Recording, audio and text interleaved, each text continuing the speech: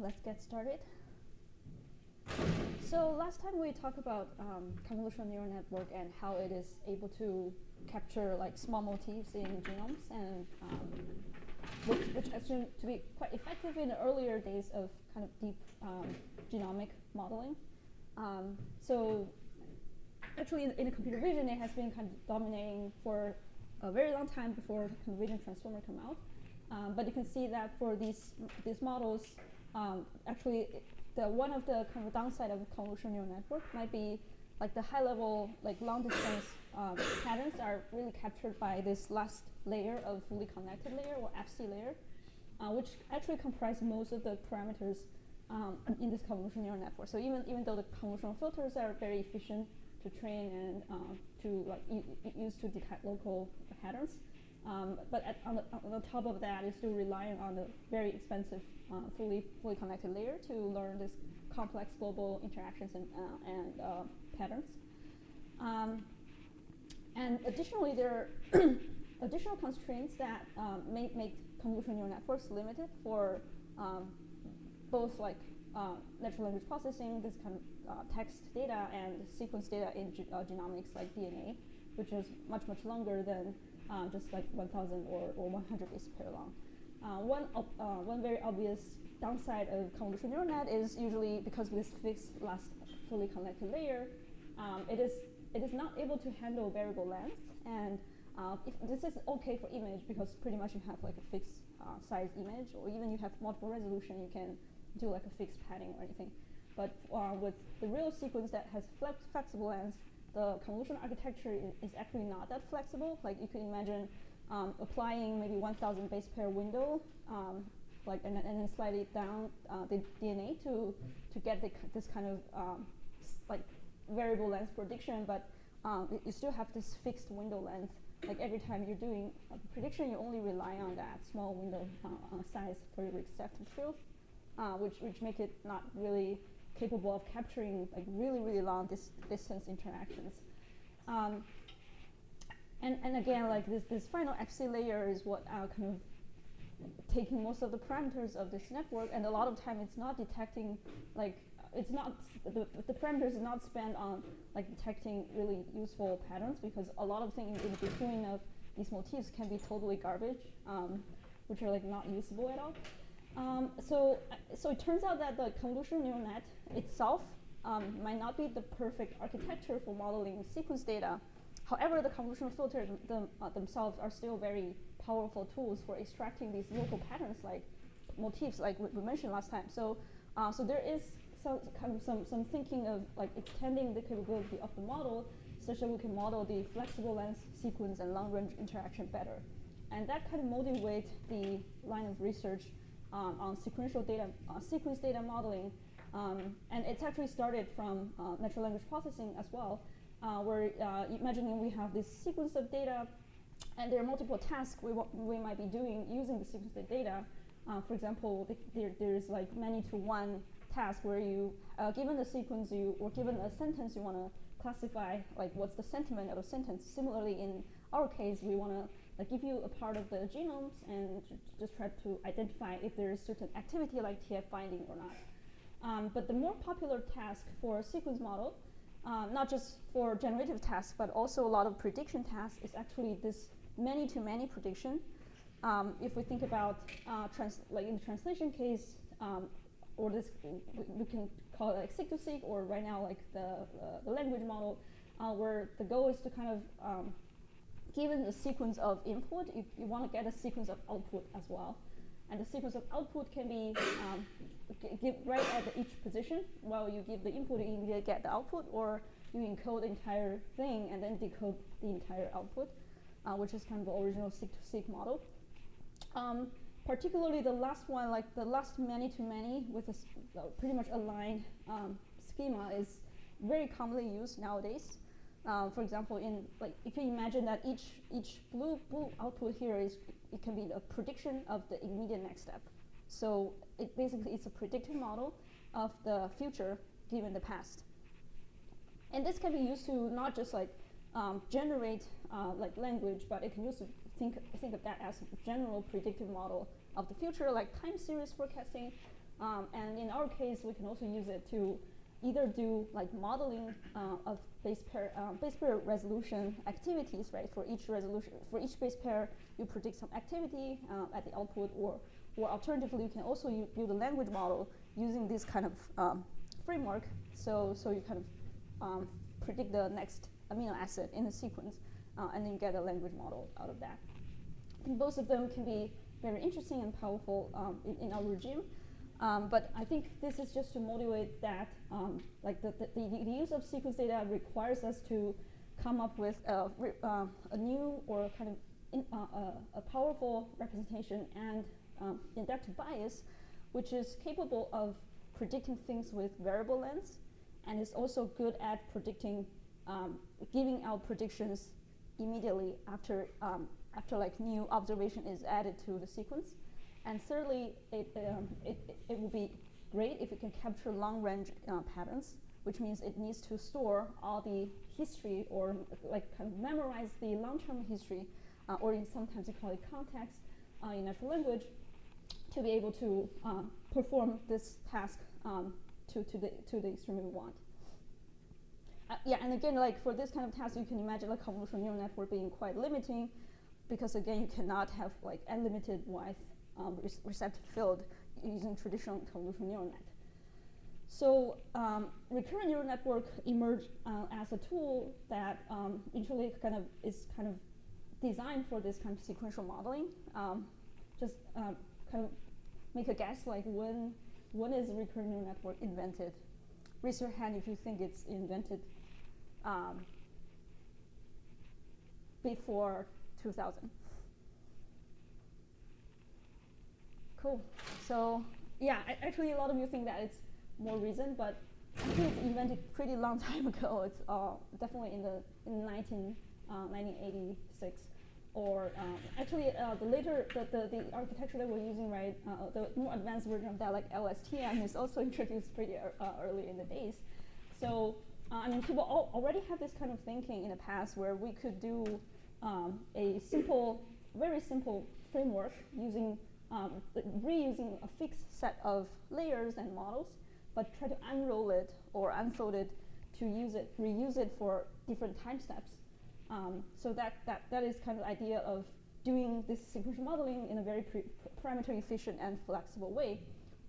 However, if we only run it separately for each time step, then it does not capture this sequential structure in the data effectively. So what people do is to, instead of only running at each single time step, you also try to pass in the the memory or history from all the previous steps by passing along this thing we call state or past memory. So effectively, each repeated unit of the recurrent neural network can be think of just a simple neural network where it takes the input of both the current time steps input and the state from or the past memory from the last time step, and they try to update the state so it can be passed to the next cell, but also it try to make immediate output of the prediction of the observation at each time step. So yeah, as I said, the parameterization of recurrent neural network is quite simple. Like basically, it's kind of like a single, fully connected neural network. We have some weight matrix over the input and the old state, and we try to apply some function on top of the linear the linear operation. Usually, so one thing is that this weight matrix is shared across all time steps, so it's really, really parameter efficient. Also, if you have a new input at a new time step, you just want to do one single forward pass using this one very small network, and you don't need to relying on any of the computation with respect to the previous input, which is different from the more newer transformer architecture. Okay, so and one key concept of this recurrent neural network is this concept of state, which is updated at each step and is passed along to the next step. And a lot of the architectures surrounding this recurrent architecture is to try to interpret this hidden state differently and try to like manipulate this hidden state differently, so you can so you can deal with like memorizing long context while like adjusting the amount of information needed in this state.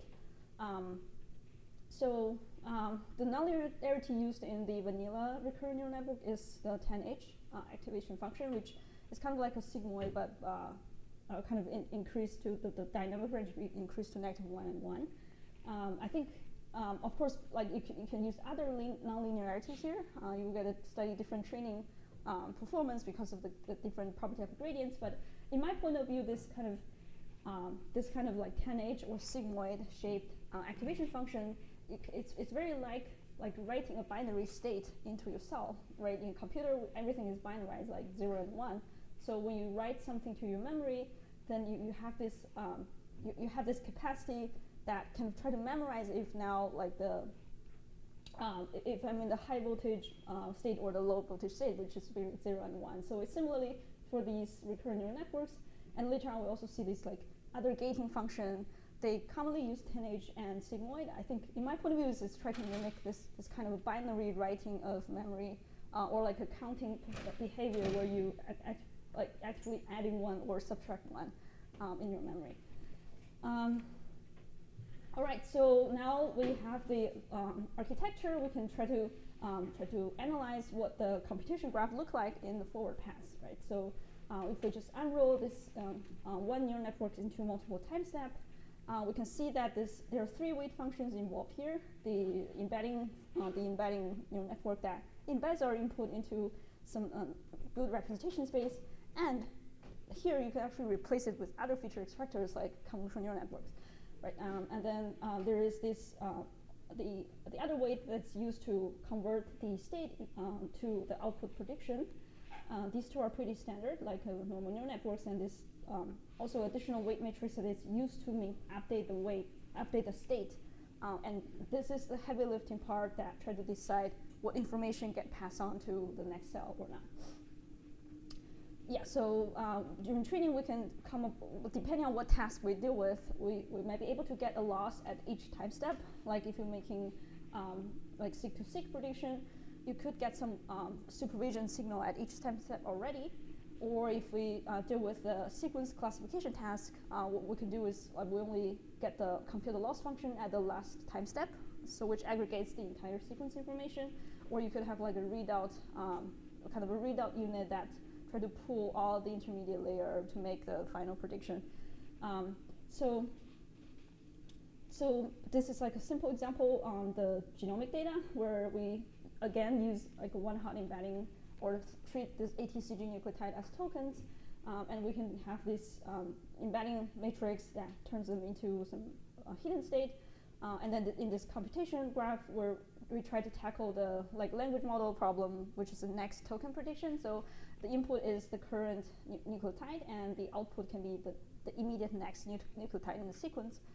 So in this case, it's ATCCG, and then the training data will be TCCG as the output. And if the network is trained really well, it should be able to kind of assign high logits or probability to the correct token or the correct nucleotide in the next time step.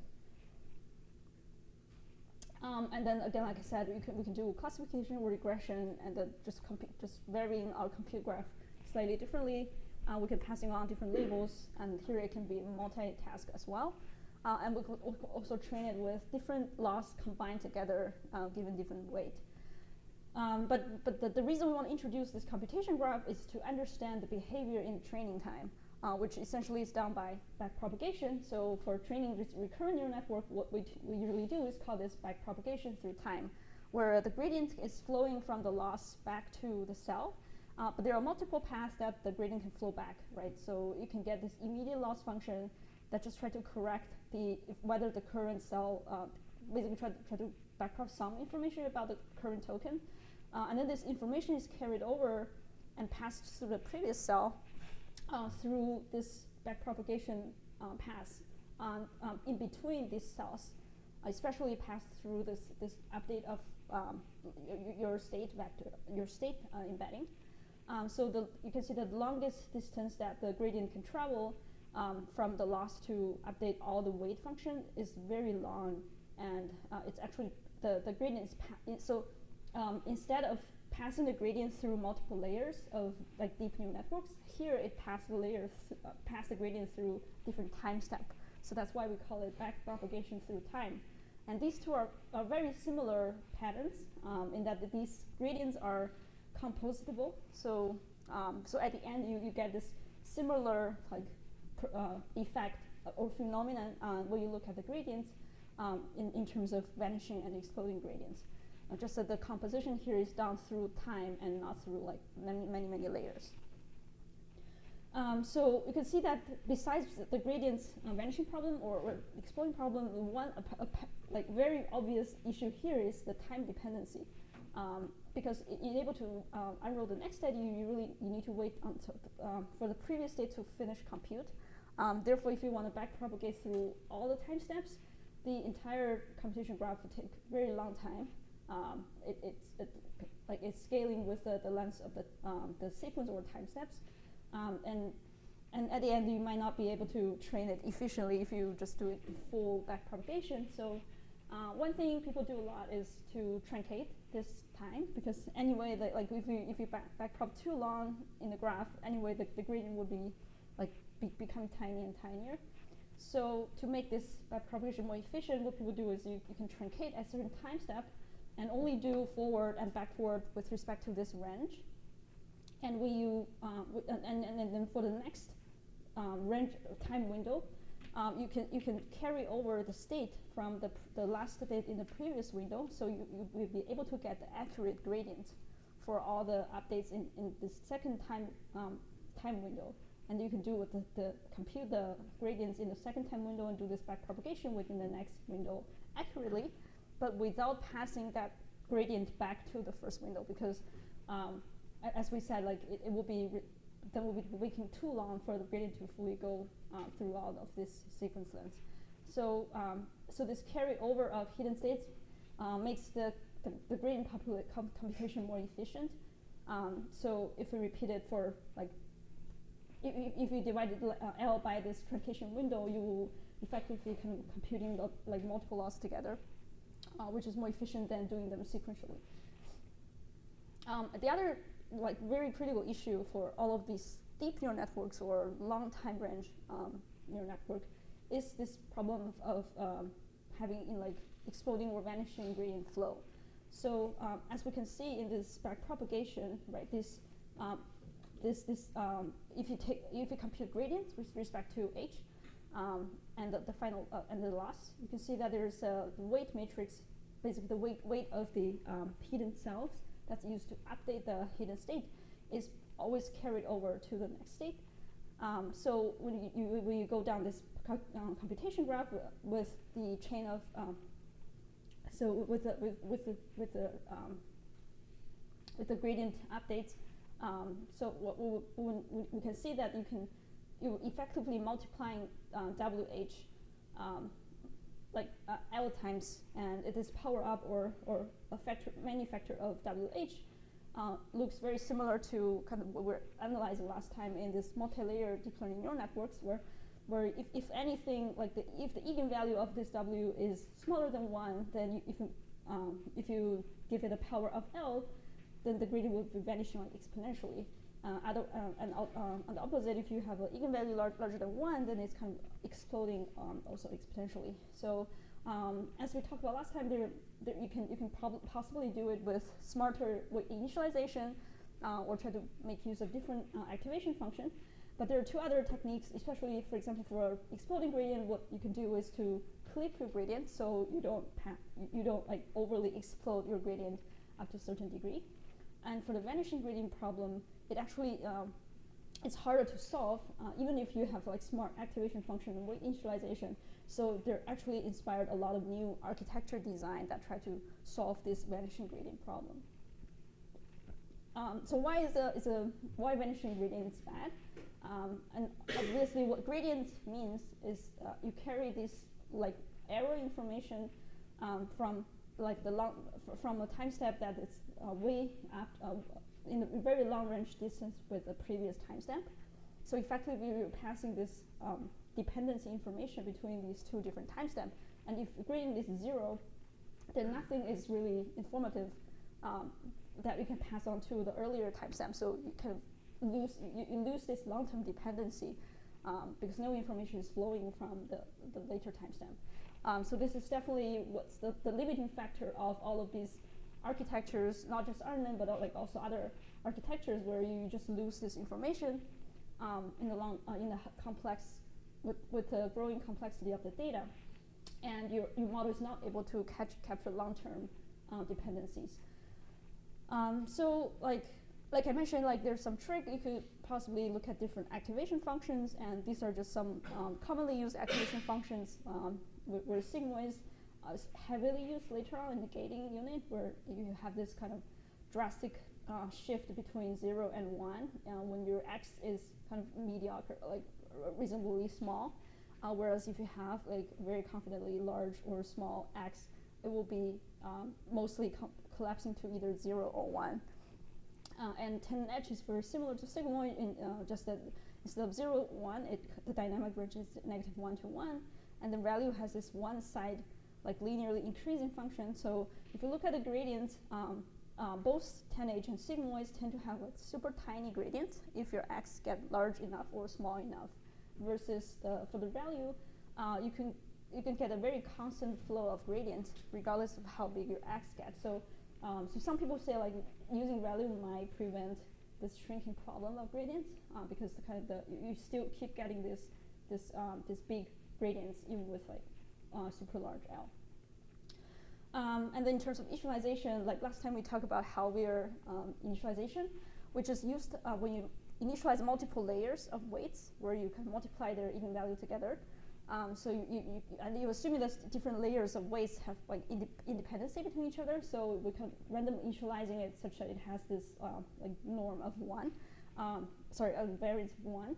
But here, since we already reused the same matrix, it's not, you treat it as a random variable. It's the same matrix that got multiplied L times, right? So the easiest way to have an eigenvalue of 1 is to initialize it as an identity matrix. So you have a kind of inductive bias that keeps the shrinkage small at the beginning. And the other thing is the introduction of these new types of variants of recurrent neural networks, where we actively choose what kind of information we want to pass, and using kind of this gating function to selectively add and remove information from each of the cell, which inspired a lot of the later architecture like LSTM and like a gated recurrent unit like GRU. And there is also like, we will talk about it later, but there is also theoretical grounding why such new, like using a gating unit and the new, like newly designed architecture has benefits in solving the vanishing gradient problem.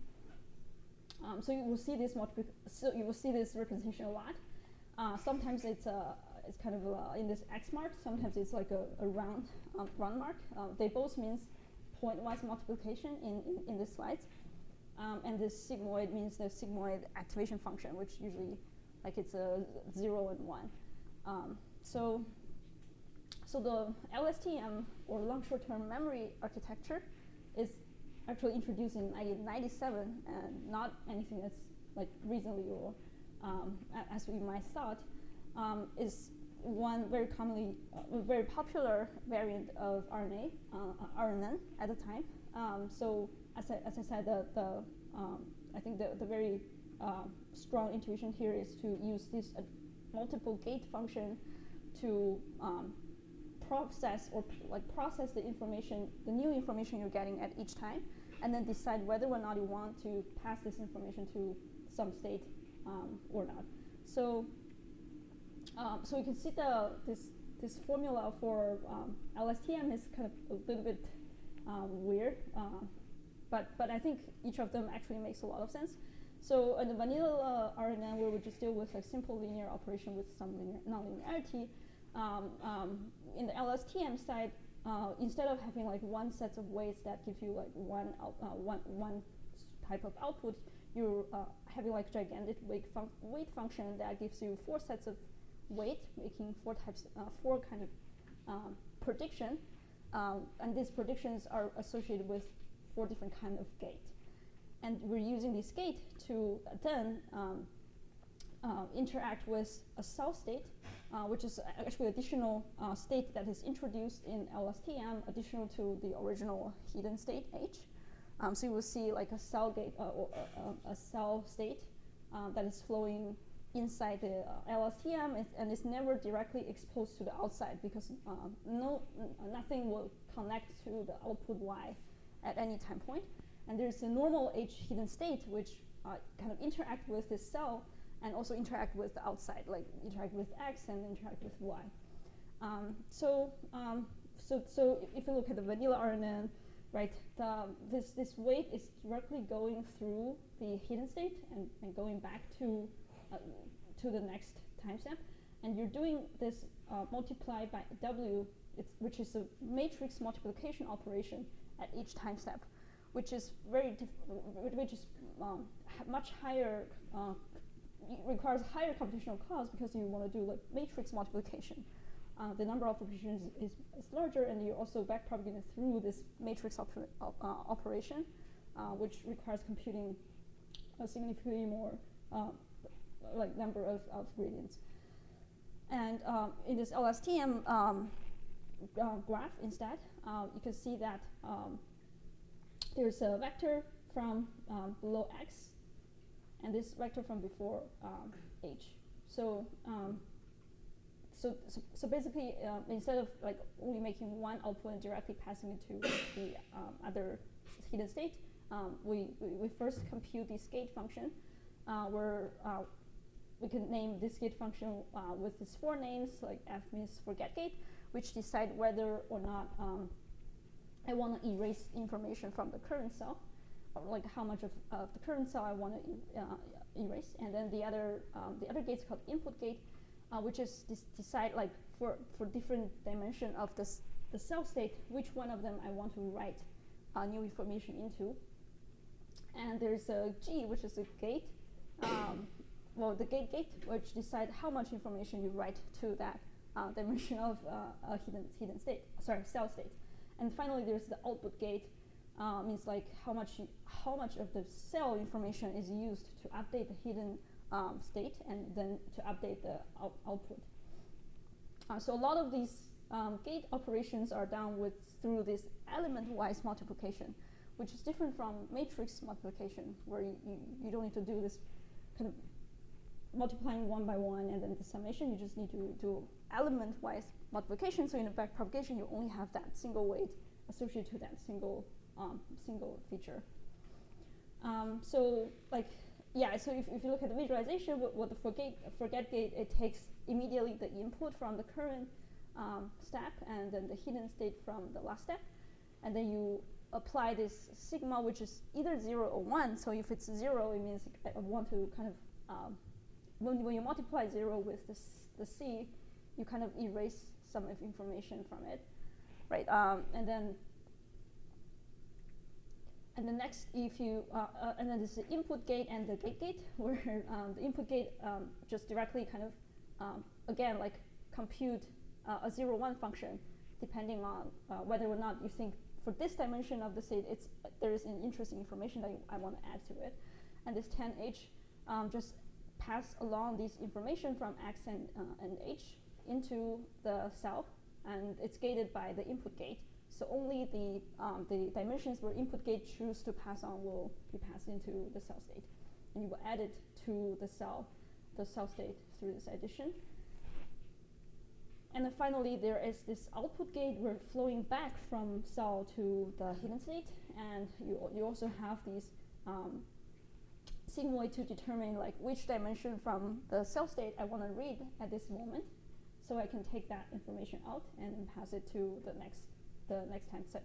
And interestingly, before you pass the information back, you also go through this 10H nonlinear layer, where if you think about what cell state have been done so far, is basically you try to like either like erase the memory, or you try to add like a 1 to it, right? So it's kind of like a counting measure, where like the more you're writing, like the count, you can have like an integer counting happening inside C. So you have like 0, 1, 2, 3, 4, 5, which is stacking, counting different state has appeared, if there's some pattern associated with different state.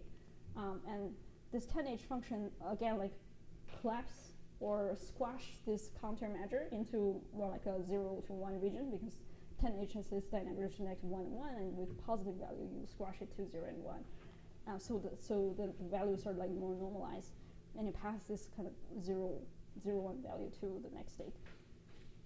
Any questions so far?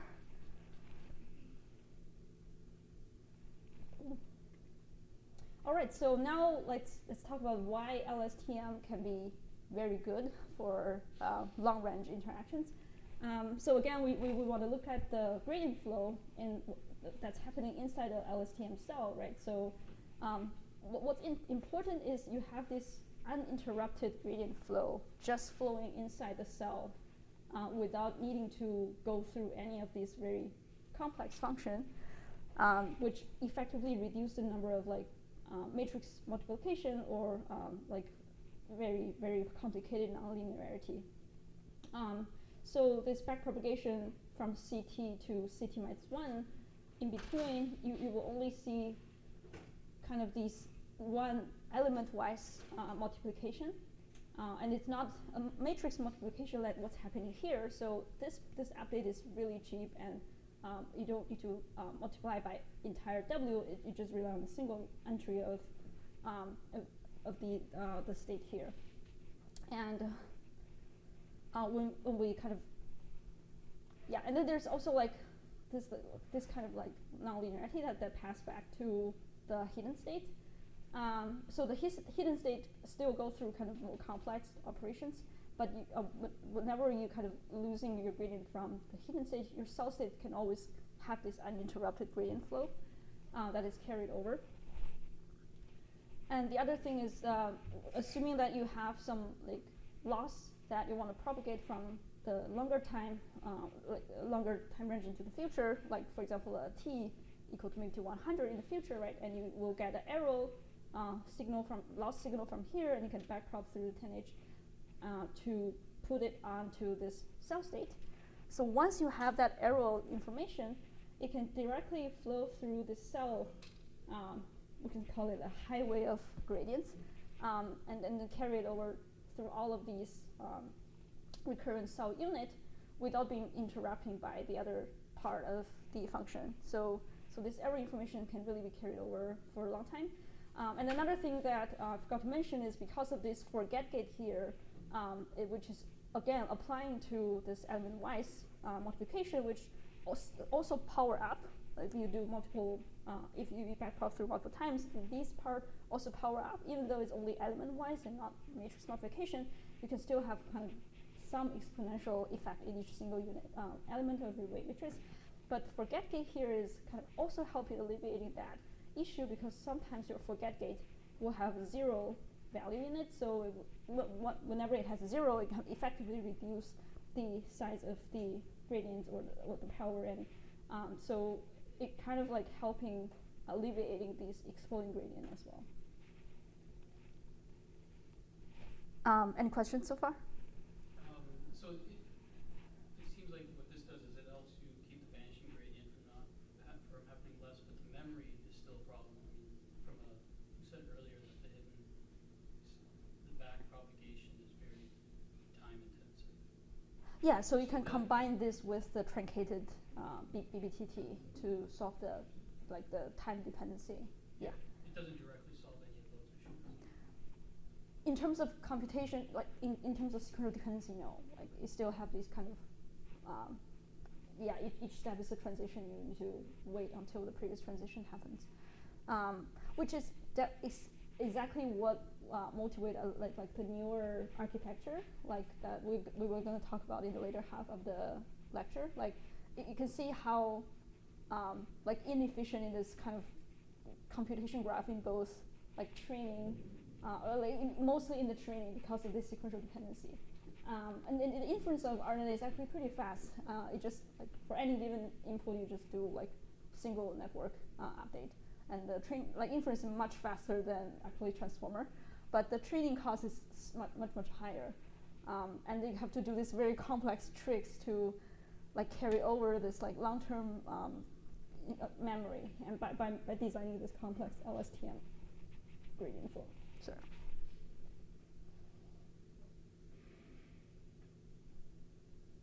And I think another angle can be think about is like you still introduce a lot of nonlinearity in this backpropagation, and a lot of time this nonlinearity also can make things more like less stable and hard to train as well. So actually, effectively, I have those slides later. But if you try to stack RNN or LSTM, you don't actually gain a lot from stacking it into like deeper architectures. So when you see LSTM or RNN kind of architecture, the depth of the model is actually pretty shallow, like maybe from 2 to 3. Like you never see people stacking 100 layers of LSTM, which is crazy, and it's not helping with solving all of these gradient issue at all. Yeah, so there are other variants of LSTM. Just basically try to try to come up with new ways of how you update the cell state, and try to also reduce the complexity of the gradient of the design of the network. Well, out of which this kind of gated recurve unit, which is introduced actually more recent.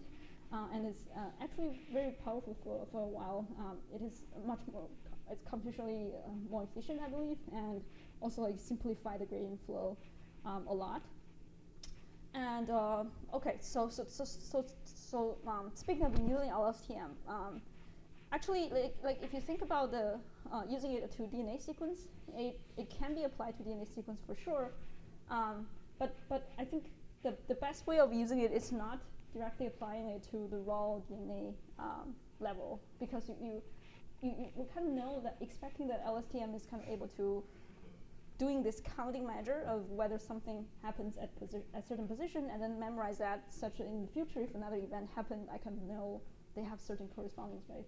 But if you use it to capture like this local sequence pattern, which are very fixed, it actually is not as good as an inductive bias as convolution. So if we think about our genome, we kind of, I have another slide later, but I'm trying to describe what our genome look like if we think about the grammar of our genome, right? It's not like natural language at all, like where you don't have a notion of words. Let me try like find slides. Okay, yeah. So first, we don't have the notion of words, so we only have this character level vocabulary, which only have a vocab size of 4. It's really hard to define a word here. So people come up with different way of doing tokenization for DNA. One simple way is do k-mer, which k-mer means like consecutive k amino acid. So you can get 4 to the kth different types of k-mers. But in the genome, like you can see a lot of same k-mers repeated many times, but not every single time they make sense and they're useful.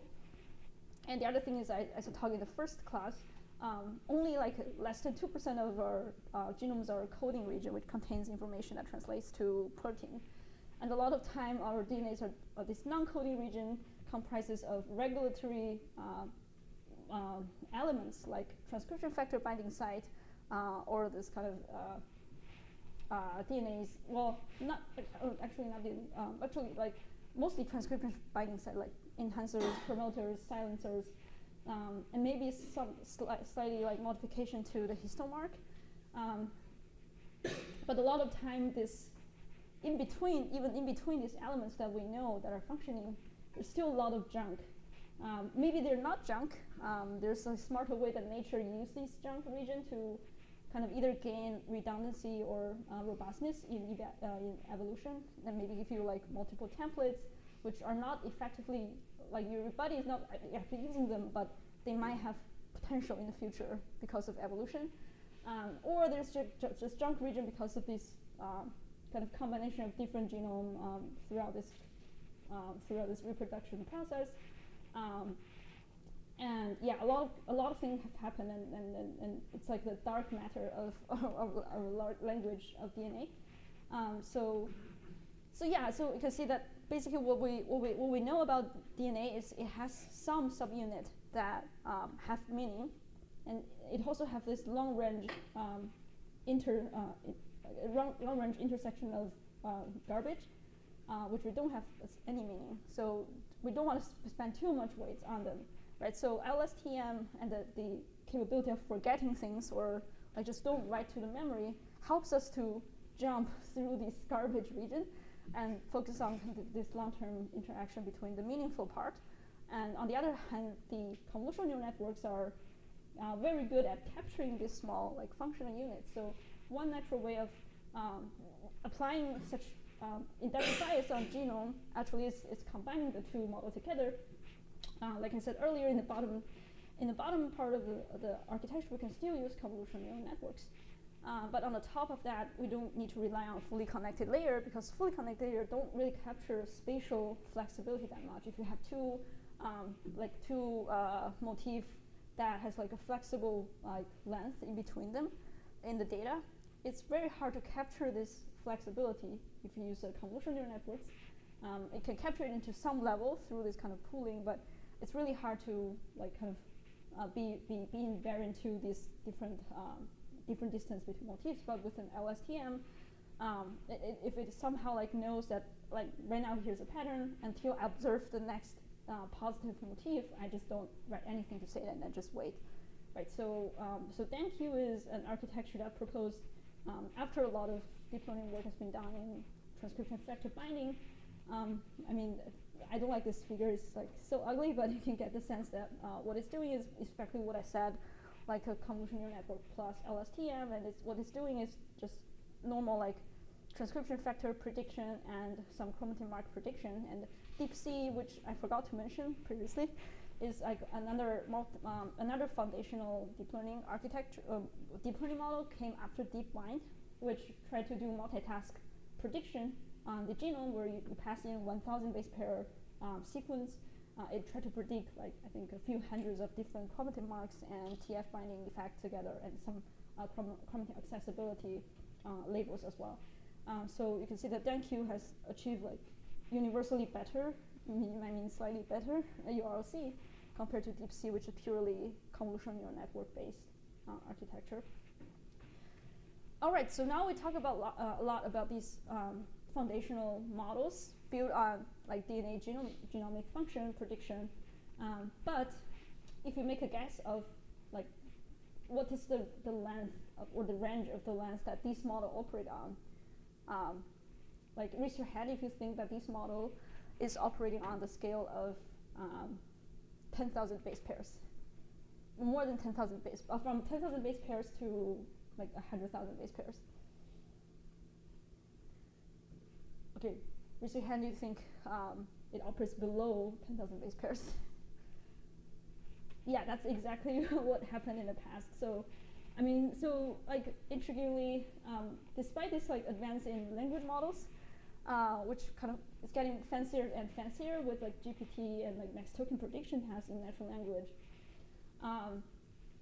Yeah, a lot of these genomic, and unfortunately a lot of the deep genomic network are still looking at the window size of like 2, or context length of 2 to 4K base pair. And yeah, and then it's interesting that like, when you see the 3D structure of the genome, it's actually more compact, and you would expect a much longer range interaction happening through this like 3C, measuring through this 3C or high C type of technology that I talked about in the 2 lectures ago. But actually, if we look at how much effort is spending on like expanding the context length of human genome, it's actually not a lot. Despite that, human genome is much longer than natural language. So this kind of unmatched investigation effort with respect to the size of the data we have is kind of interesting, and also kind of hinting that there's a lot of opportunity in this area that we might want to explore. And the other thing, we can see that like even for natural language model, right, even the most self-claimed like super long context random model, I mean the maximum context size you can handle is still like limited, like 5 million. And our genome is 3.2 billion base pairs, right? So even with the most advanced technologies in language model, human natural language model, you can't still like use it for human genome to, if you want to fit the whole human genome into a model, right? It's still a very challenging problem. So there's a lot of like challenges, opportunities that are unique to the modeling of genomic functions. One of such challenges definitely like the length of the data itself. So like for natural language, I mean the biggest you can get is maybe like hundreds K or 10K, like an article or a paper, right? And then for a protein, which we're going to talk about a lot in later half of the class, which is showing a lot of interesting progress in recent years. One part of the reason of that power is like going up is partially because of the length of protein is still quite limited, and like the biggest protein we can think about is still like on the 500 amino acid long peptide, which is far shorter than a human genome, which is like in the billion level, right? And if you consider like one chromosome instead of like all of the chromosomes, we can still get like millions of DNAs. A lot of them are junk, of course, but we don't know which of them are junk yet. So this is kind of this analogy between different language is kind of telling us the size of the problem is, and the difficulty of the problem is just really different. So it's not that like all the bioinformatics researchers are dumb or we're like not smart enough. It's just the problem is really different here, and we can't just say like whatever apply to natural language we should apply to genomics and it will magically work. The other thing is about this tokenizer thing that I mentioned previously. Right, it's still an unsolved issue, like how we can break up our genome and how we can skip those junk information and recognize that this part is a junk. And then another very interesting property of genome is it's super sensitive to this like small changes of alternation to the key element, which we call it SNPs, or single nucleotide polymorphism. So it means that like our reference gene has like 220K genes and some also like regulatory functional region like transcription binding site, right? So I mean, in natural language, if you make a typo in one position, you can still like get a sense of what this word means, and it's okay. But in our genome, when you have this single mutation happening in the key region of your gene, it can completely change the amino acid corresponds to this position, and that single change in amino acid can result in very different biophysics during protein folding, and it can completely unfold the sequence or misfold the protein. And if the SNP happens on non-coding region, it can still also give you a huge impact, because like the transcription binding site, for example, it's like if you have like length of 8 base pair, right? You alter one of them, and you can lose completely the specificity to your transcription factor, and which will result in very different phenotype or observations, or we'll say basically in a systematic level. If you look at the human as like the system, but you have this single perturbation to your gene, it can trigger like a huge effect to the system, and also a single change can cause like diseases like cancer and very severe disease.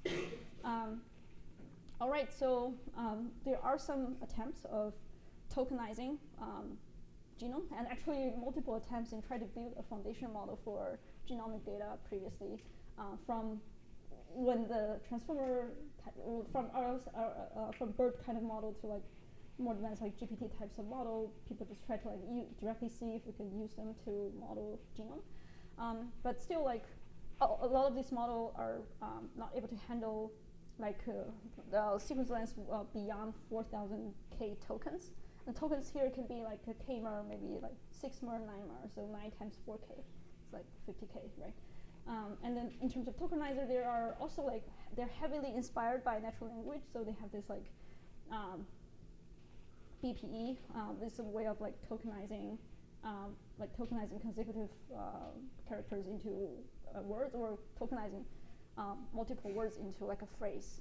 So it's kind of like a, I mean, the high level, like it's some heuristic in natural language where you kind of try to find subsets of consecutive words that are like occurring together a lot of time, and like smartly decide between the size you want the vocabulary size you can handle and the number of phrases that you want to capture.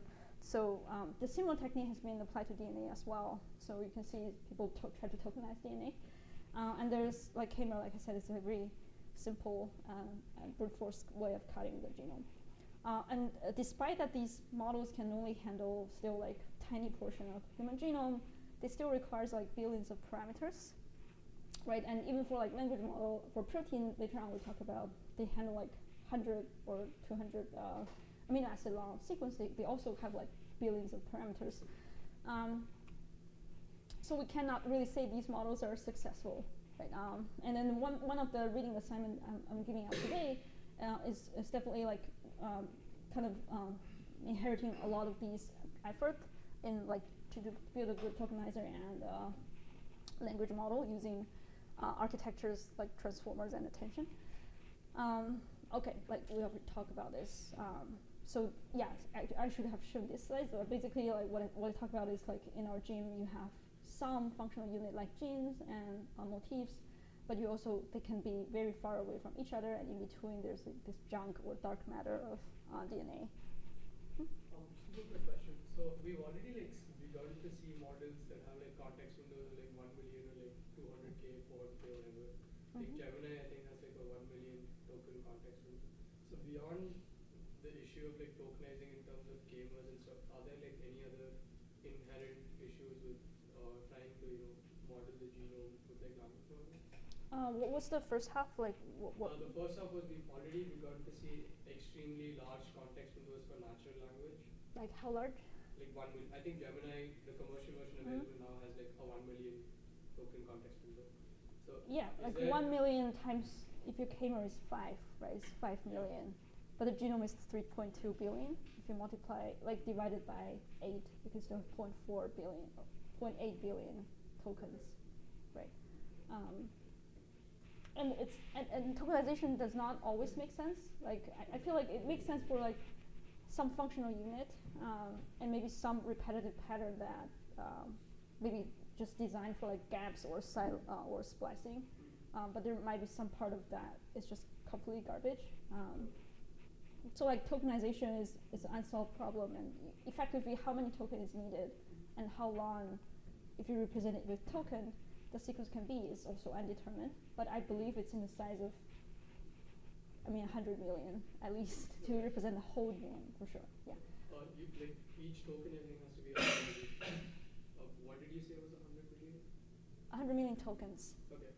Another quick question. So like in terms of what you would tokenize down into, would you want it to be like more sort of like repeatable KMERs that you find at multiple locations within the genome, or would you want it to be like distinct words, like distinct specific snippets of the genome that are like the KMER is long enough for those snippets to be unique? Like, would you want it to be that way, or like, how would you think about tokenizing? Yeah, I think it's a great question, and yeah, I believe it's very hard to not have any repeats for like short KMERs, because DNAs are like, you only have 4 characters, so it's so difficult to completely avoid those special KMERs. But I think if we use this BPE kind of tokenizer, I think we will emphasize towards things with higher popularity. So we will try to emphasize, like you said, like more repetitive patterns, or try to capture this correlation between consecutive words. But if you think about maybe like a CRISPR design, right? If you want to use CRISPR, which requires very strong like sequence specificity, and you have to design like a very long guide RNA to make it very specific. Where if you know there are like part of the region that is super unique, a low frequency, and it's functional, then targeting those regions might be better in terms of maybe some clinical usage.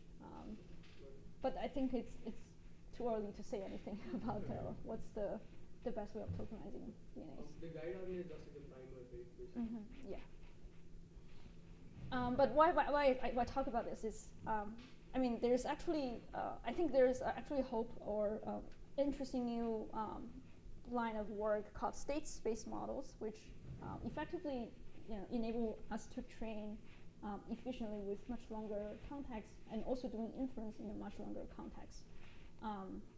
So yeah, I'm just gonna skim through like actually when we talk about this long time range sequence, a field of study that engage with long time range sequence, definitely like time series which deal with like continuous time series, or you could discretize that into like super long series of discrete timestamps.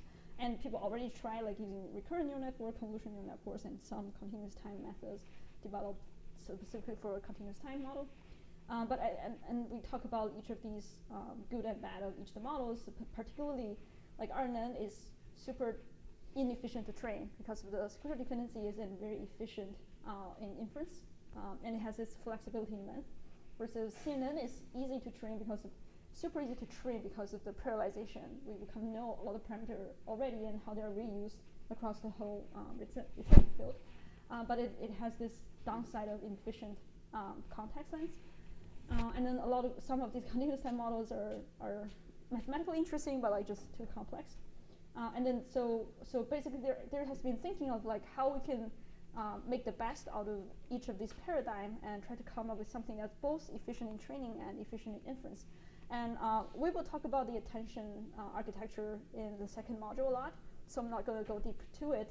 But remember that like even though attention has been shown very strong in terms of modeling the language, it has this downside of high complexity during inference. And of course, there are a lot of MLSys effort to try to optimize the inference cost by maybe caching and doing anything.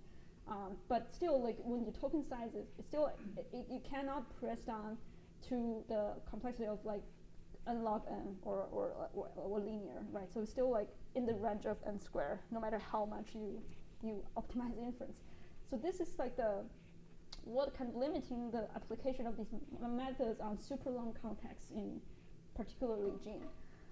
So this new type of architecture called state space model is really trying to make the best out of both. Like effectively you want to do high efficient training and efficient inference, and with strong expressiveness like a recurrent model. So I'm not going to go into super detail of the math, but effectively what a state space model is inspired is by a certain continuous time model. If you like, if anyone here was kind of a robotics student, okay, yeah, I think if you kind of get exposed to kind of control theory or robotics, we will see this algorithm a lot. It's basically the control paradigm where you have also a change of notation from this slide going on. The input will be represented as u instead of x, and then the output is still y. And we can think of the problem of sequence-to-sequence prediction as a mapping from input u to output y. And we're going to use x instead of h as the hidden state from now going on. Okay, so what it's doing is basically it built up this linear ordinary differential equation in a continuous time. So we're treating time on the x-axis as like continuous for the moment. And we can define this kind of a state function, which basically can define this ordinary differential equation where this is the derivative of the x at each type is a linear function of its current input and this kind of its current state and this input u, where in robotics this u is called control term, where you kind of assume like the position of the ball that is like going freely in the ground, and that you apply a force to it. So the force you apply is this control term u, and where the ball is locating is like this hidden state x. And the change of the speed of this hidden state depends on like its current state and like kind of the control you apply to it in a high level, like not exactly like physically the same, but similarly, right? So it turns out like this linear differential equation system itself, even though it's linear, it's been super strong, like it's super effective in basic control problems. And then what you can see is you can also do another transformation from the state to the outcome, and usually it's another kind of linear function. But you can also apply nonlinearity here. We can see later. But what is effectively doing is you can treat this like ABCD as like a operator, which basically what operator means is it change a function to another function. So what we try to learn here is how we can map the function of u to a function of y through this parameterization of ordinary differential equation. yeah, so implicitly this is like a continuous time model, and it is heavily inspired by continuous time, like robotics. But the interesting thing is when we try to discretize this ODE model through some mathematical derivations, we're actually able to come up with a very simple and powerful representation, which allow us to interpret it from both recurrent neural network point of view and convolutional point of view. And there's benefit of that because we know that in the recurrent regime we have this efficient inference, and in the convolutional regime it has efficient training. So, so I'm gonna break it down a little bit. So first of all, we want to show that these discretized state space model which discretized from this continuous ODE is a linear recurrent neural network, right? So, so basically, instead of doing this derivative, so this derivative you can think of like this delta of x, where you care about this kind of increment of your state at different times. So if you decide the discretization of like a series of t's, you kind of have this notion of like a bar equals to an plus some delta, and this delta can be again like derived through the sum of the ODE, and then we can also make these once we have this iteration of a, we can also write down the k, the x, into this iteration or recursive computation through this linear operation between the current timestamp and the previous timestamp. So basically, it's saying that the state of the current timestamp is a linear function of the previous timestamp state and the control term. And similarly, you can project this output under this discretized theorem. You can get a discretized matrix C bar and D bar, where D bar is sometimes omitted because it can be treated as like a residual. So after this discretization, you can see that this is exactly a recurrent architecture without any nonlinear unit, right? So recall that the vanilla RNN has this sigmoid or 10H function in this cell, which kind of makes the training maybe unstable. But here, like, we just simply remove this sigmoid or 10H and just keep this linear representation of the cell. We will get this recurrent architecture like a purely linear RNN. And this system is able to kind of represent a complex function that mapping from UT and YT, even though it's linear. And secondly, because of these recurrent architecture, you can see that inference is very fast because it's like, unlike attention where each single token you need to look at every single token before the current token, the recurrent architecture only rely on the previous timestamp. So in inference, you just do this update of the next update of the state and compute the next step.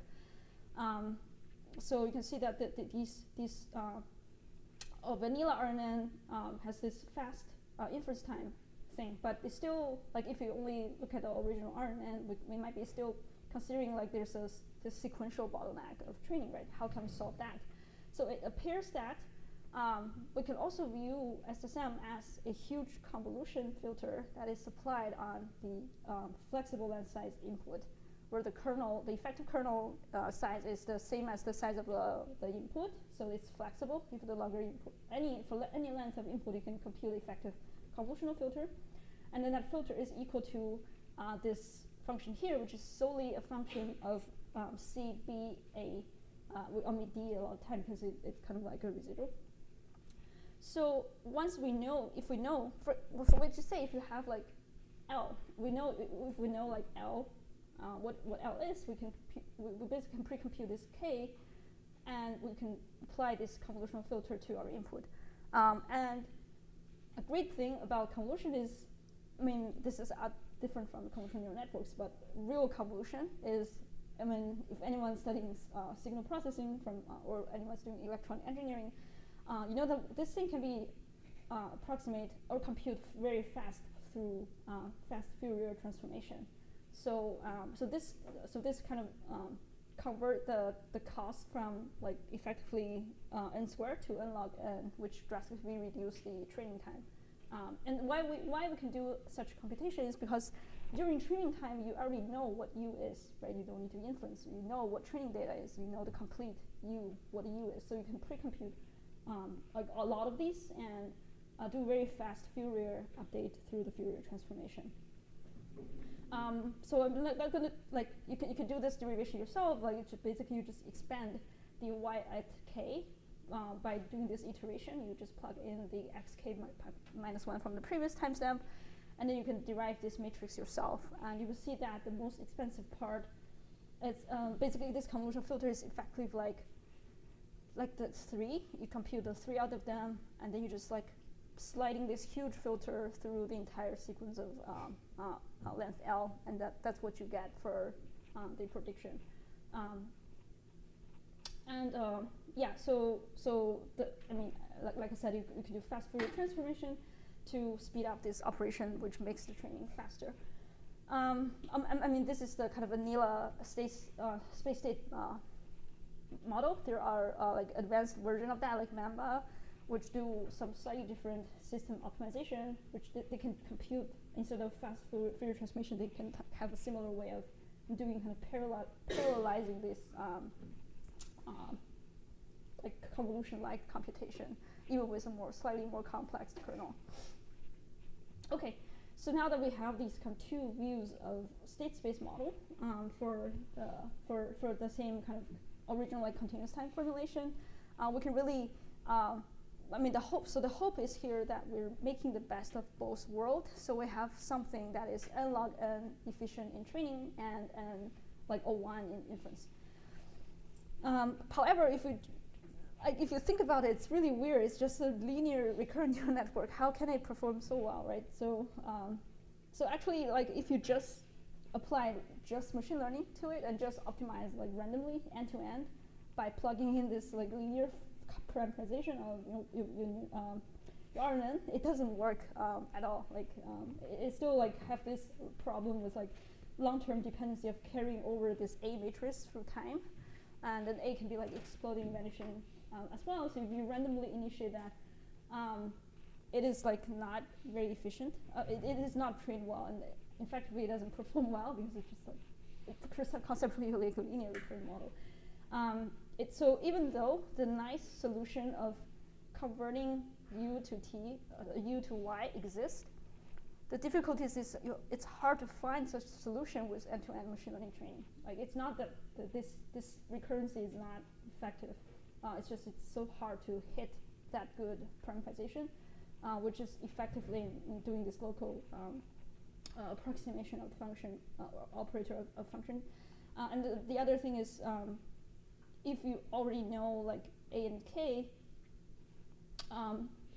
we know that we can compute it fast, but still like this update of this kernel requires the power of A, which can still be expensive, and it's the n square L complexity, where n is the number of dimension in your state, and in the vanilla state space model, the dimension of your hidden state is usually like 100, so it's still somehow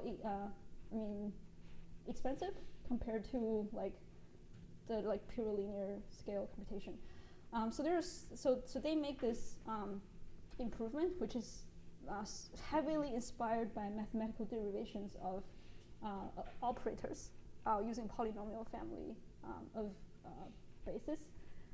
So it's a bit hard to explain the full math here, but basically they found that if you parameterize your A in this format, which can be computed with like for each position in your A matrix, if you update it like this, and you update your B matrix like this, it is the best parameterization of these kernels, such that it provides you the best approximation of YT with respect to UT, at the same time give you speed up in computation. So there's way of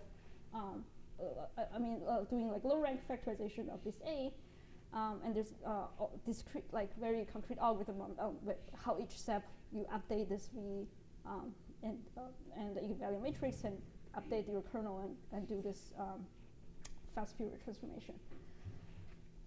So like you can see, like basically we don't need to train A and B instead of like randomly initializing it like trained through stochastic gradient, would just have like a fixed way of updating A and B. It can be kind of think of like a perfect like kernel, which is convolving through your data and kind of try to provide the best approximation using polynomial basis functions.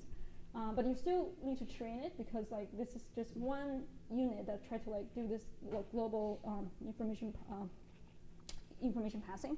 You can still train a model. There are trainable parameters like C and D, and you can also stack it with other architectures, so you can still train a model. But just that this integration of information through input size L is much more efficiently done than attention layer. All right. Any questions so far? Great. Yeah. So I mean, just some example. The result they show is like really amazing. That if you know the correct answer and you set a parameter A, your A like that, you achieve like basically SOTA performance on a wide range of tasks, and also like very cheap computation. And then they're showing that this has been very effective in the long range tasks, long context length task, where this benchmark is done in the data set called long range arena, which considers mostly the super long context length data sets, and they kind of outperform transformer in different tasks, from classification to generation and forecasting. And the power of that is also coming from there's a systematically, if you look at the runtime or flops that is used to run these models over sequence lengths, different sequence lengths. So hyena here is just an extension of state space model. And you can see that the once your sequence lengths get to the range of 10 to the 4th to 10 to the 5th or even beyond, there's a strong advantage from using the state space model, comparing basically this red line here is what you get from the state space model, and the blue line is the vanilla attention unit, and the dotted green line is what you get the best if you do like flash attention, like try to speed up your transformer. And this advantage really shows up when you are operating on like the above 10 to the 4th length region, which is ideal for, maybe not common in natural language. So that's kind of where the natural languages fall into, maybe still like under 10 to the 4th. So you can still argue that with sufficient amount of optimization, you're doing better than state space model on natural language most of the time. But if you look into this like really long range region where actually our genome fall into, there's the advantage of using state space model is much more obvious. Okay, so the one issue about state space model, not necessarily an issue, but like apparently what is lacking compared to the transformer model is that your weight matrix is not input dependent, right? It's kind of the convolutional filter, once it's trained, it's fixed all the time, or even like actually you don't need to train them. Actually, I just kind of directly apply these kernels. But what if I want to make it more attention-like, so that my weight matrix might vary depending on the input, just like the transformer, which might be making it more expressive. So I think there are a few extensions like RWKV, which like try to mimic the attention mechanism, but they try to modify the attention by factorizing them again back to some linear recurrent neural network representation, such you can apply this state space model. And the other like I think recent interesting direction is to use the gating function as a way of injecting the information from data. So instead of the original state space model, which only take the input and convolve with your weight, you're also passing the input through like the gate function, which kind of effectively change your weight a little bit each time, depending on your data. You can maybe masking upweighting or downweighting this part of the weight matrix a little bit.